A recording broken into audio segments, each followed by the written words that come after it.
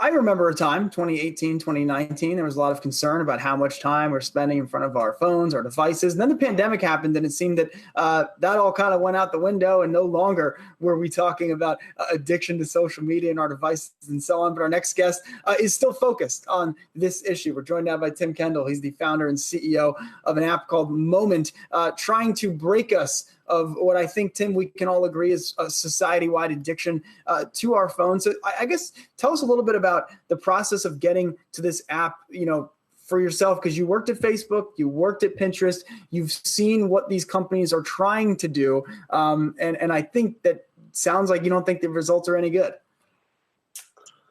Well, I think fundamentally a lot of these services, particularly the Facebooks, the YouTubes, the Twitters of the world, I think they're fundamentally addictive products. I think when you have a business model that's predicated on getting more and more people to spend more and more time, your only path is to create algorithms that basically suck you in for longer periods of time. And we're seeing that in spades. And the interesting thing about artificial intelligence is that it gets better and better every year. Sometimes I tell people, God, can you imagine if opiates got twice as addictive every 12 months? It would be a crisis. It'd be a health epidemic. And I believe that's what we're going to see with social media. There's a new film out called The Social Dilemma. That's the #1 film on Netflix in India. It's #4 in the US. It just came out last week. And it paints a very clear picture. And a dire picture of the addictiveness of these services. In particular, the impact, probably the most stark data in that film is the impact on teenage girls between the ages of 10 and 14. Basically, in the last 5 years, we've seen suicide rates triple in that cohort, and the incidence of hospitalization from self-harm grow 5x. Yeah, Tim, of course. It's not causality, but we've got a really serious health issue on our hands, in my view. I think your perspective, Tim, in The Social Dilemma was very powerful because you talk about how you had 2 young children of your own. And that was almost the trigger for you because you found yourself at home. You're supposed to be spending time with your children and you're browsing Pinterest, right? And at the time you were president of the company.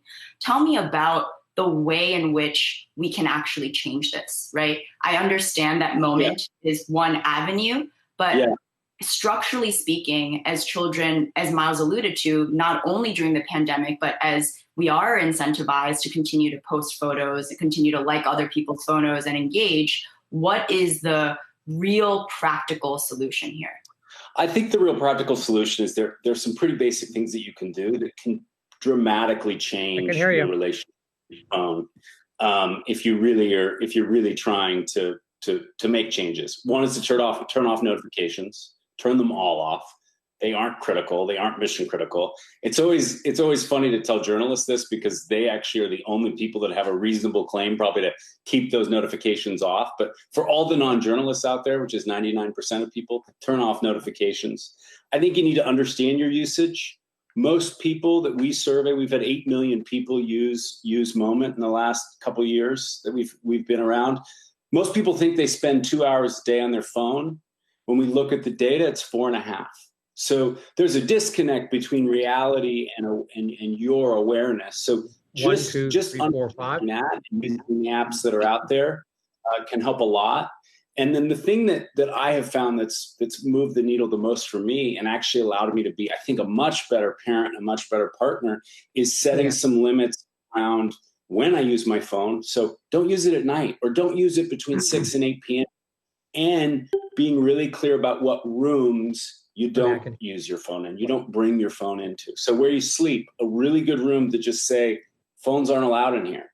Those basic, simple things, easier said than done, can make a really big difference in terms of, I think, people's mental well-being. And if you're in a family, just your ability to be present with one another.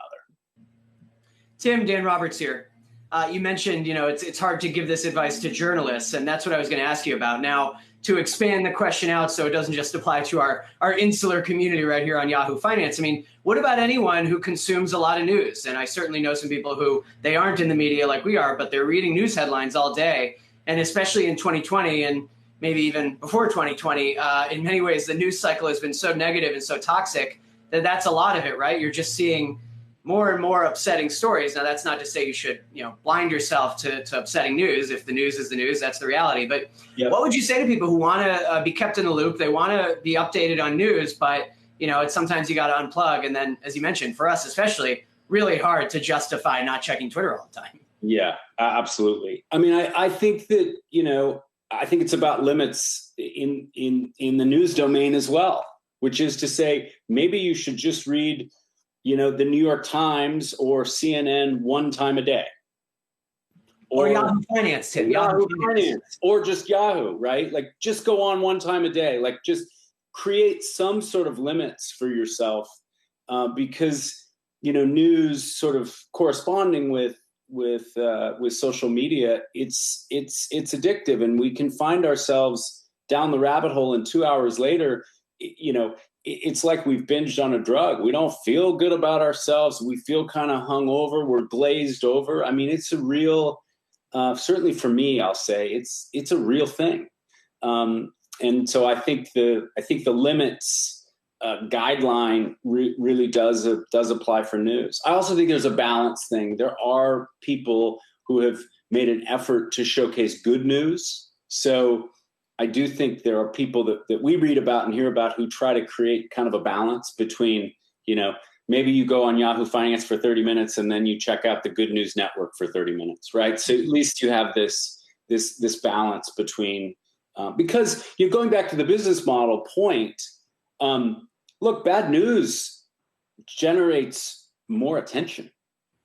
And so news just naturally is going to be slanted negatively because it just attracts more of an engaged audience. And so in a sense, our reality gets a little bit skewed by that, but just the fundamental reality of the business model. And I think that as consumers being aware of that and making slight adjustments, maybe it's less toxic for us. Yeah, Tim, to that point, as I understand it, even at Pinterest during your last couple of years, you tried to implement these sorts of policies in your own life, right? When you held meetings, you didn't let people look at their phones. Of course, it's hard to work from the inside sometimes as well, especially to your point, if the culture of those tech companies are as such. Have you been in touch with Ben Silbermann? Are you still in touch with your former boss, Mark Zuckerberg? Do they have the Moment app?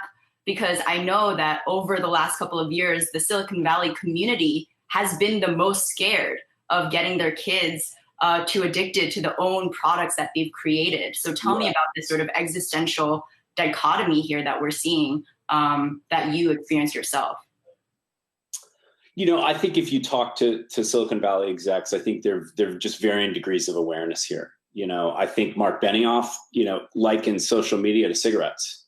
And I don't think that's far off, quite frankly, in terms of what will be the reckoning that happens over the next 10 or 20 years. I think it's going to be probably more like the sugar industry as it related to diabetes, right? Like in the 80s, we weren't really clued into that at all. And now we're waking up and 100 million people have pre-diabetes or diabetes. And they're going to get sick and a lot of them are going to die and we're going to pay the bills. I think you will see something similar. I think when it comes to Silicon Valley, I think the spectrum is wide in terms of the degree of awareness among executives.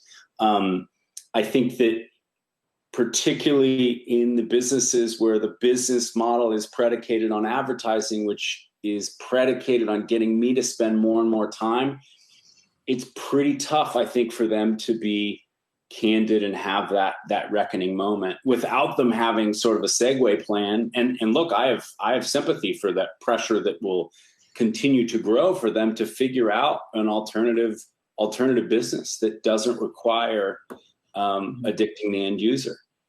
All right. Really important conversation. Really interesting. Tim Kendall, founder, CEO of Moment. Thanks so much for joining the show. And we'll be in touch.